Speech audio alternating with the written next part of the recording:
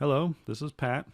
This is my series of response videos to James Baber and his channel devoted to defeating Adventism. In this video, we got a pretty good one. Let's see what he has to say.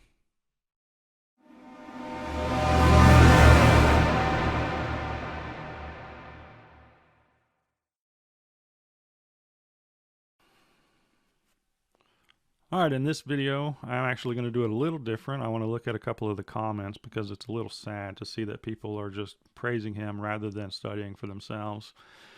Excellent, brother. Love seeing these shorts. Keep it up, brother. This one, short and sweet. Good medicine, James. Excellent observation. It's just really sad to see people's responses to this type of video when he only is covering one sentence. He's not covering a paragraph or a topic that covers multiple chapters. He's just covering one sentence.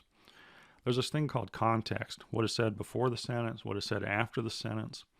Also, if you find single sentences in other books of the Bible, not necessarily even the Old Testament, just the New Testament, you're pulling a single sentence from the New Testament in one book, and then you find another sentence from another book of the New Testament that causes those two sentences to seem to contradict each other.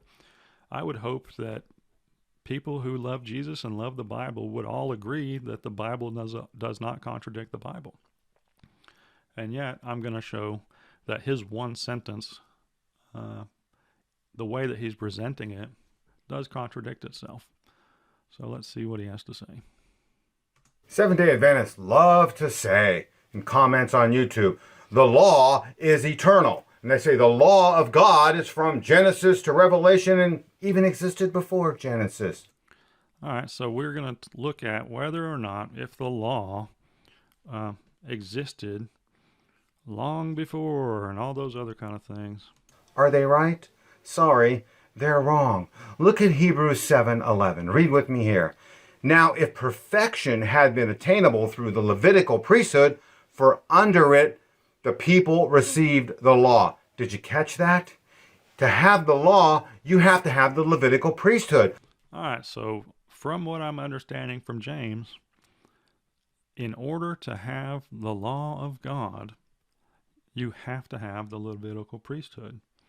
So prior to the Levitical priesthood, there was no law. That seems simple. Okay, Seventh-day Adventists, where is the Levitical priesthood before Exodus 28, which is the... See, he just confirmed the statement I made. Before Exodus 28, there was no law. ...commands for the garb of the Levitical priest? We don't find the Levitical priesthood at all. Even the entire book of Genesis. You want to find Levi in Genesis? He said it again. There was no law in Genesis. Go to Genesis 29:34. We find baby Levi to Jacob and Leah. No Levitical priesthood until we get to Exodus. Adventism is not biblical. Seventh-day Adventists love... All right, so it is not biblical to have law prior to the Levitical priesthood. And you have all these people in the comments praising him for one verse. And yet I have another verse in the New Testament that seems to contradict that very verse. And I would argue that the Bible does not contradict the Bible. 1 John 3:4. Whosoever committeth sin transgresseth also the law, for sin is the transgression of the law. All right, so we have a definition. What is transgression of the law? It's called sin. Well, we can go all the way back to the very first person. His name was Adam. He was a being that actually transgressed God's law. It's proven that he sinned, not only from the Old Testament, but from the New Testament as well. Romans 5:12 actually says so. It says, wherefore by one man sin entered into the world, and death by sin. So because Adam sinned, because by the sin of Adam, and so death passed upon all men, for that all have sinned. So because Adam sinned, death entered into the world. And yet 1 John 3:4 says that the definition of sin is the transgression of the law. Therefore, how could the law be non existent up until the Levitical priesthood if Adam himself transgressed it? Let's go ahead and look at Romans 5:19. For as one man's disobedience, many were made sinners. First of all, what is disobedience? And can disobedience exist if a law or a requirement for obedience does not exist? So by the obedience of one shall many be made righteous. So let's go back to the Old Testament. Already I've discussed Adam. But in Genesis 4, you have the entire situation with Cain and Abel. Most of us already know the whole story. They do their sacrificial thing. Cain gets frustrated and he actually kills his brother. Prior to his brother being killed, there's actually a discussion with God to Cain, and it's discussing Cain's heart, his frustration. And in verse 7 of chapter 4, God actually says the word sin. So how can the word sin exist in the Old Testament if, according to 1 John, the definition of sin is the transgression of the law? What about God's verbal command about murder? So we're seeing the attributes of God's character in the Old Testament, and that he has a standard. So in Genesis 9, we see that Noah is presented with a punishment for people who murder. Anybody who murders another person is going to be murdered. So there's a punishment for a thing that someone does.